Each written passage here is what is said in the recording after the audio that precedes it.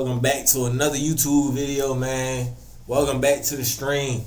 Like, comment, you know what I'm saying? Subscribe so you can be a part of the nation. Subscribe so you can be a part of the nation. We taking over everything real soon. Watch, just watch. Right now, we got what was on Bin Laden's hard drive. We just got done watching the hunt for El Chapo. El Chapo escaped prison twice. That's wild.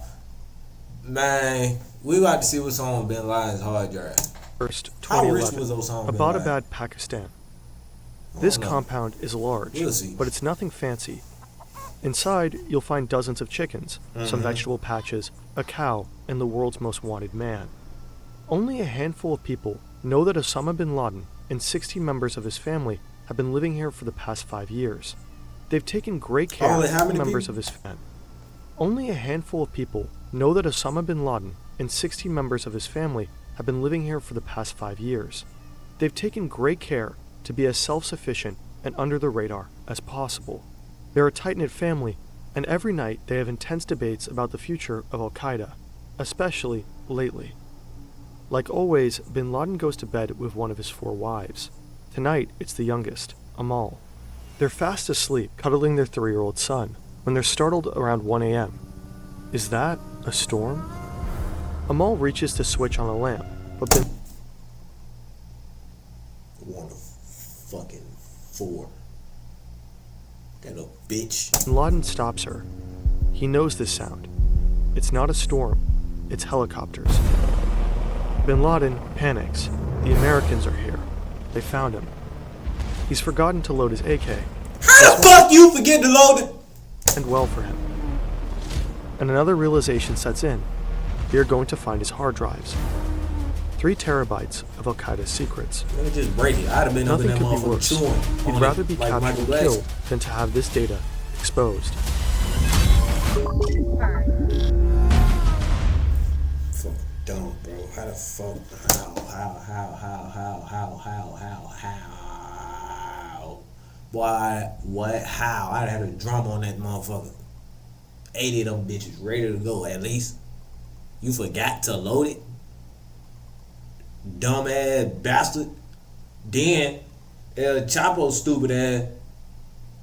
You got caught because your dumb ass want a documentary to come out about you. Like they ain't gonna do it anyway. What the fuck, bro? Like why the stupid people? Never mind. Before we begin, for more background, we would like to recommend these fantastic short docs by our colleague and friend Neo on how by Nelly in these hard drive. No. Tonight, I can report to the American people and to the world that the United States has conducted. I ain't gonna lie, Barack Obama got some big ass ears. I just peeped that. He got a small ears. An operation that killed Osama bin I'm done Laden, pausing. the leader of Al-Qaeda.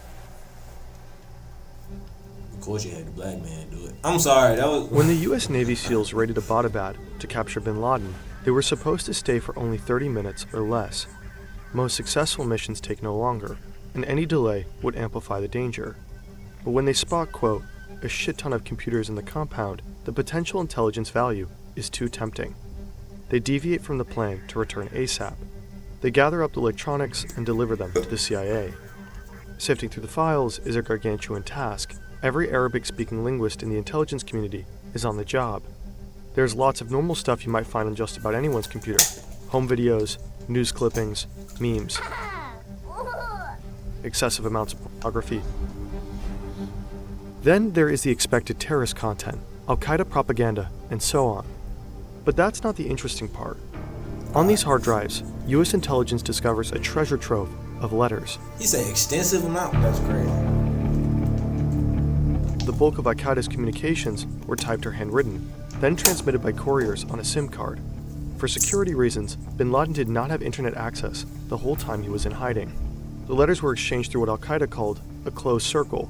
A courier moved between 2 intermediaries, one on bin Laden's side and one on the side of his trusted associate in Northwest Waziristan, a mountainous part of Pakistan bordering Afghanistan. Security measures were so stringent that the courier did not know about the letters he was transmitting, and bin Laden never met him or knew who he actually was. Using couriers was cumbersome and dangerous, but it worked. For 10 years, bin Laden successfully remained hidden, and the world was in the dark when it came to Al-Qaeda. Until, of course. Them boys on your ass, dumbass goofy. We rely heavily on high-powered computers to produce these videos, but sometimes we might just want to work in a cafe or abroad or on the beach even. We can't take our giant desktops with us, but there is another, much cleaner solution. AnyDesk is a lightning-fast, secure, and reliable... Get your bitch ass on with this ass! What they found, they acted upon quickly. For example, the files helped them locate Al-Qaeda's chief operations officer in Pakistan's tribal regions. They killed him by a drone strike within 4 months of the Abbottabad raid. Al-Qaeda's top legal scholar was found and killed shortly after. But after these quick results, many of Al-Qaeda's secrets remain buried on these hard drives, coded in the countless letters. It would take years to grasp the content of all these communications, and help came from outside the CIA. And what I want... Well, y'all have had years. It is currently 2025 and 14 years since y'all have got it. What the hell is that? wanted to do is actually to chronicle Al-Qaeda's history post 9/11. And I wanted to do it through the letters. Not through secondary sources, but through the letters. This is Dr. Nellie Lahoud. I need you she to studies go over the everything. occult ideologies of Al-Qaeda and ISIS, and she led a team that analyzed and contextualized the contents of bin Laden's papers. The declassification process began in 2012, and by 2017, the declassified files were massive. At one point, I came to realize this is where I was going to find Al-Qaeda's internal communications. And these were about 97,000 files. I was fortunate that I was able to have the support of 2 research assistants who were native Arabic speakers like me. Lahoud and her assistants looked at all nearly 100,000 documents, and what they uncovered is astonishing. The letters reveal bin Laden's character and Al-Qaeda's inner workings. They lay bare bin Laden's future plans and deepest fears. They help map out the global jihadi landscape, and they offer a definitive account of Al-Qaeda's post-9/11 history, which up until then was deeply misunderstood.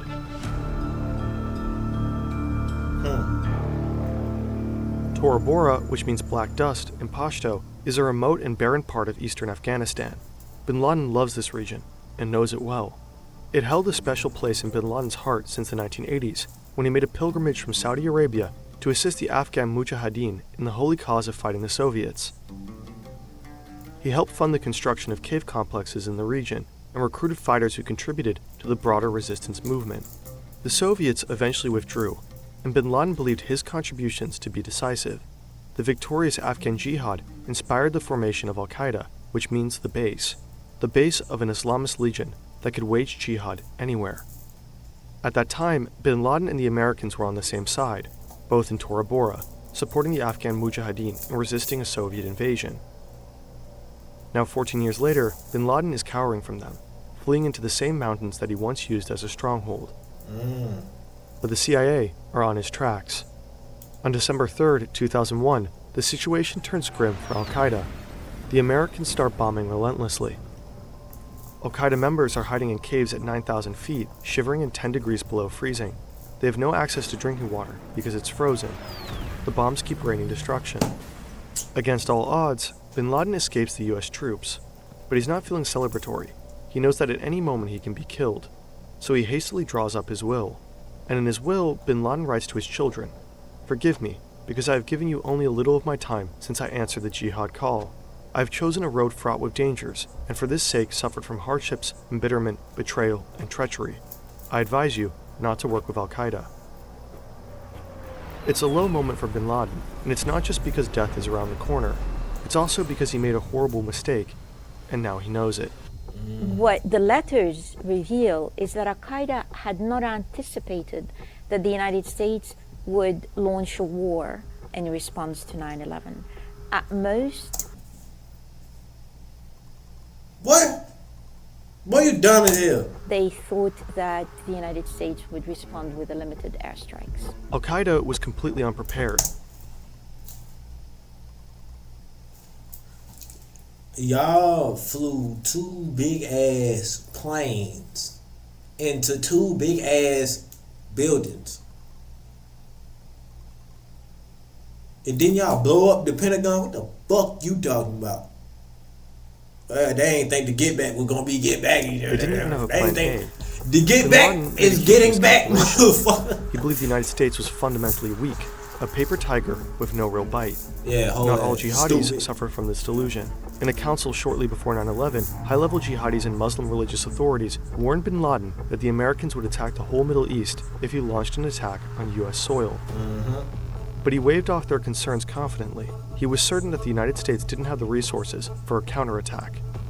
Bin Laden's stated purpose of 9/11 was to serve as a decisive blow to force the United States to withdraw its military forces from Muslim-majority countries. Don't have the resources. All y'all motherfuckers did was take a couple planes. What the fuck? What you mean don't have the resources? We ain't flying no planes into your shit. We're gonna blow that bitch. Never mind, I'm sorry. Well, quite the opposite happened. We're blowing it up. Kablam. Resource that. Now bin Laden had no choice but to acknowledge the true power of his sworn enemy. Several key al-Qaeda members are already dead, captured or displaced into unfriendly countries. Stupid.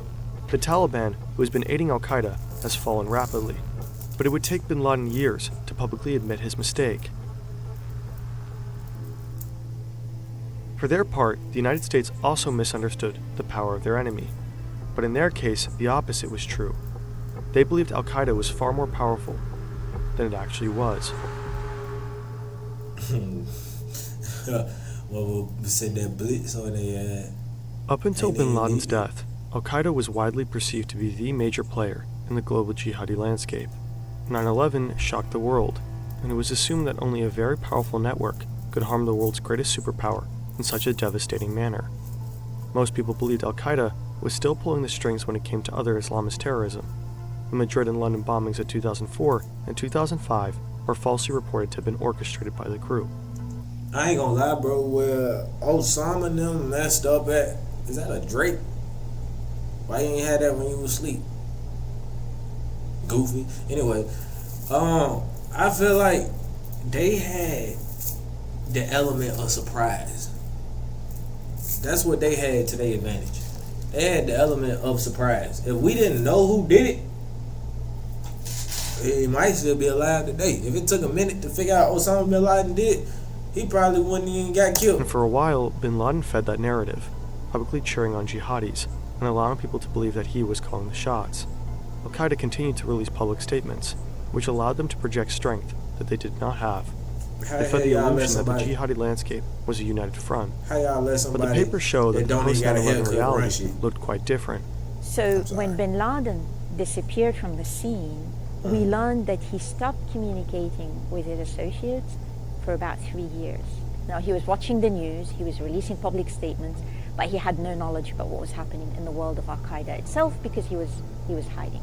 So between 2004 all the way to 2011, all the letters make it absolutely clear that Al-Qaeda did not have the resources and did not have the personnel to mount international terrorism. Quote-unquote successful jihadis capable of international terrorism were in almost all cases operating independently of al-Qaeda. From the outside, the movement appeared to be united under al-Qaeda, but in reality, the network was riddled with internal divisions. Al-Qaeda was at constant odds with affiliate groups because of differing strategies, power struggles, and serious trust issues. Later letters show that much of al-Qaeda's post-9/11 focus was on managing these tensions. In highly bureaucratic al-Qaeda memos, you can tell that bin Laden's educational background is in business administration and not religious scripture. He's a hands-on boss with a tendency to micromanage, running al-Qaeda like a failing company. He's preoccupied with the competition, with rebranding, with PR scandals, and with potential mergers. He's anxiously trying and failing to control the affiliate groups. He's afraid different strategies are tarnishing the al-Qaeda brand. These groups ended up focusing their attention locally, and in the process, they mounted many indiscriminate attacks that saw many Muslim casualties. And this upset bin Laden deeply. Many, if not probably all these attacks, were not authorized by bin Laden or the top leadership of Al-Qaeda. We find bin Laden and his associates remarkably calling for less terrorism rather than more terrorism out of these groups. But this isn't to kind of paint them as being, peaceful makers. They wanted the attacks of all these groups to be targeting the United States. The United States' counterterrorism efforts didn't reflect any of this complexity. The Americans believed that al-Qaeda was growing stronger by the day. They were fixated on al-Qaeda as the main threat, pouring a huge amount of resources into finding bin Laden. Now, I got the most balls in the world when it comes to certain shit. But if you think I'm finna carry a damn rocket propelled grenade on my shoulder, you got me fucked up, gang. I'm telling you. Just after the 9/11 attacks, the Bush administration passed the authorization for the use of military force. This legislation allowed military force to be used against anyone considered to be associated with the attacks, without requiring explicit approval from Congress. If a jihadist could reasonably be linked with al-Qaeda, then military activities in the region could be pursued more swiftly. Gangster though, I respect it. Meanwhile, other, more threatening jihadi groups were growing in strength, outside the purview of the Americans' enormous military resources. As a result, in 2014, al-Qaeda Americans in other Who the fuck decided to put him in a crop top bubble coat vest? May 1st, Oh! 2011. Damn! Oh! I done fucked up! Oh! Alright, there you go. Crop top bubble coat vest. I told you. Meanwhile, other, more threatening jihadi groups were growing in strength. I didn't even know what the timestamp was. Military resources. As a result, in 2014, al-Qaeda was overtaken by a rival jihadist group. A group that was formerly an offshoot, they had broken away, largely due to strategic disagreements. Bin Laden tried and failed to keep that group under control, but after a point, they simply stopped responding to his letters. That group is now known as ISIS.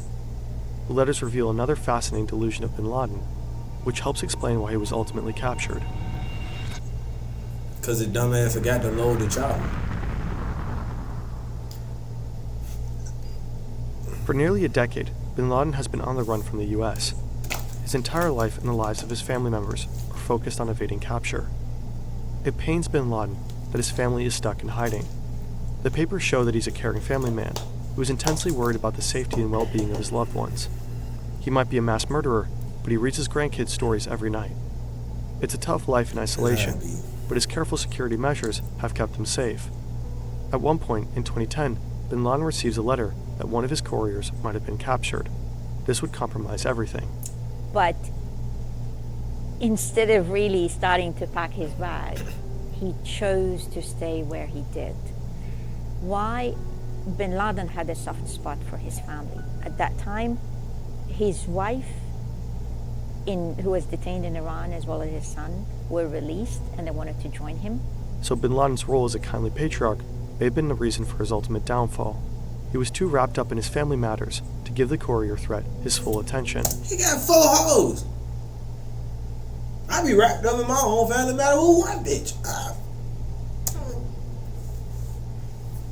But there was another reason, something completely unexpected. Stop being so. A world historical event. Not he nor the world at large saw it coming. Suddenly, bin Laden's obsession with security took a backseat role because his attention shifted. In December 2010, a wave of uprising thunders throughout the Arab world. People are fed up with corruption, poverty, and authoritarianism. The Arab Spring sends shockwaves through the Middle East and the rest of the world. The initially peaceful protests turn deadly. Governments are overthrown. Civil wars erupt. At first, bin Laden is overjoyed that people are demanding the removal of corrupt dictators, which he and other jihadists have been advocating for years. Bin Laden sees a power vacuum, and he plans to fill it. He's long wanted to instigate regime changes in the Arab world. After all, that was the whole point of September 11. The United States was backing authoritarian regimes in Muslim-majority countries like Egypt and Saudi Arabia. The attack was meant to force them to retreat from the region. Then their puppet regimes in the Arab world would fall, and al-Qaeda could swoop in and install Taliban-style utopias. And now the people are overthrowing these regimes themselves. What could be better? Bin Laden and his family are excitedly preparing their response. We know this from a handwritten family journal found during the Abbottabad raid. The journal recorded the conversations of bin Laden's family, leading up to the night before his death. Every day, they're having intense debates about how al-Qaeda should navigate this new reality. There's just one problem. Al-Qaeda isn't exactly at the forefront of the protesters' demands. It seems that many people want democracy, and not a caliphate. and the situation keeps changing rapidly, so strategizing is tricky. In his last few days, bin Laden relies a lot upon his 2 millennial daughters to formulate a stance. Maryam and Sumaya are 19 and 21 at the time. The journal reveals them to be sharp, passionate, and willing to challenge their father.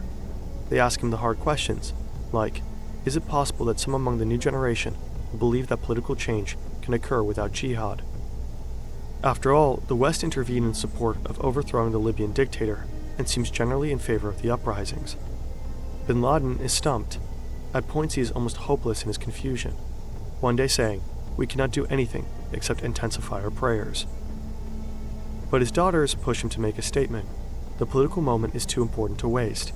So the role of his daughters was remarkable, and we find in the letters by various family members that Maryam and Sumaya, to quote one letter, worked very closely with their father, and their writings were broadcast on TV, meaning that it was their work, their writings. You know what I be wondering sometimes, like, what are these people today? Like, where is Miriam and Sumaya today? It might tell us in the video, but it's like, where are they today? Think about it. That's your past. He died in 2011. My dad was the biggest terrorist of the decade, probably of the century, or responsible for it. Where do you go once he get killed or captured? Like, what do you do? That's wild, bro. Like, the cartel, that bin Laden had delivered in his public statement over the years. So clearly they were doing the heavy lifting at home. They were all on the same page in terms of their loyalty to jihad, their commitment rather to the cause for which bin Laden had spent his life doing. It was a family affair. Mary J. Blige? I'm sorry. At the end of bin Laden's life, the papers reveal a man who is fearful, paranoid, and incapable of materializing most of his plans, large and small. He never achieves another large-scale attack on the United States.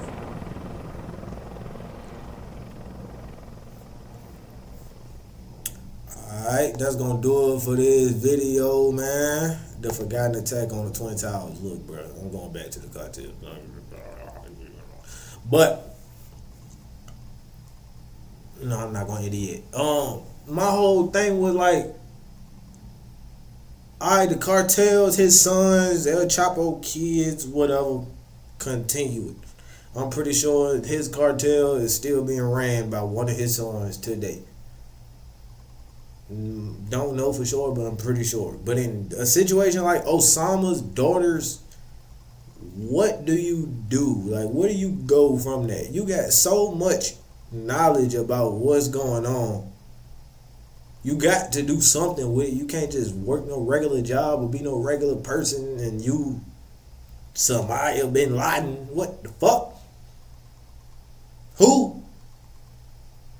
Man, let me go out today and see somebody working in the goddamn a Smoothie King or a Sweet Frog or some shit like that. And I ask, what's your name? Motherfucker be like, what? Such and such Tyson. Like, what you mean Tyson? Like Mike Tyson? Yeah. But that's not gonna happen anyway. Ain't nobody about to tell you they whole government off the rip. But just anyway. Fucking mean your name Mike Tyson mean you working in here. I mean, I don't know, it's different. Terrible analogy. Cause very different situation. But anyway, I'm gonna stop rambling. I'm gonna get the hell on and go to a different video, bro. I appreciate y'all for watching. If you still here, like I say, bro, comment your cash out if you made it to the end, bro. Comment your cash out if you made it to the end, bro. I got something for you. Comment other things you want me to react to as well. So I can kind of get a feel of what y'all, you know what I'm saying? Then on top of that, like and subscribe. Become a part of the nation, man. Why not? Shit, you a part of a bunch of other organizations that don't even like you like that. how many groups you in on Instagram right now? Tell me I'm lying. When the last time you sent the message, you personally? Comment in the video. I'm gonna catch y'all in the next one.